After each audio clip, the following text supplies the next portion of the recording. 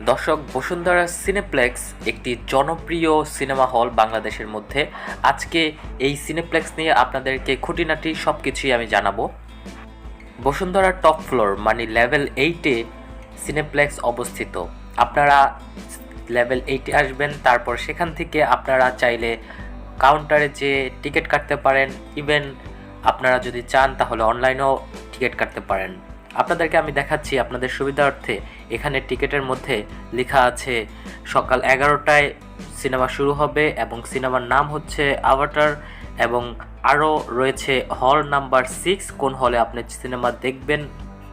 আরও আপনাদের রয়েছে আপনার সিট, কত নাম্বার সিট আপনার। আমারটা যেমন F7-এ ছিল, এবং প্রিমিয়ার হচ্ছে সিটের কোয়ালিটি এবং প্রাইস লেখা থাকবে। সেখানে অবশ্যই প্রাইস উল্লেখ করা হবে। আপনার প্রথমে লবিতে ঢুকে যেতে হবে টিকিট নিয়ে লবিতে ঢুকে যাওয়ার পরে আপনার শো টাইমের 10 মিনিট আগে আপনাকে হলে প্রবেশ করতে দিবে। আপনারা এক একটা হল ঘুরে ঘুরে চাইলে দেখতে পারবেন না। আপনি যেই হলে হচ্ছে টিকিট কেটেছেন সেই হলেই আপনার যেতে হবে। আপনি প্রিমিয়াম হলের টিকিট কেটেছি, সেজন্য আমি হচ্ছে প্রিমিয়াম হলে ঢুকতে পেরেছি, সবার আগেই চলে এসেছি। আমি স্পেশাল পারমিশন নিয়ে আরও একটি হলের মধ্যে প্রবেশ করেছি। এটি হচ্ছে ভিআইপি হল, হল 5। এই হলের মধ্যে সিটগুলো বেশ ভালো, সুন্দর দেখাচ্ছে এবং কমফোর্টেবল সিট। স্ক্রিনটা দেখতে পাচ্ছেন, লার্জ একটা স্ক্রিন। এই স্ক্রিনে আপনারা 3D গ্লাস পরে তারপরে ছবি উপভোগ করতে পারবেন। আপনাদের এক্সিট রয়েছে, স্ক্রিনের দুই পাশে এক্সিট রয়েছে। যখন শো শেষ হবে সেই এক্সিটগুলো দিয়ে আপনারা একদম বেরিয়ে যাবেন। একদম সিনেপ্লেক্স থেকে বেরিয়ে যেতে হবে সেই এক্সিটগুলো দিয়ে।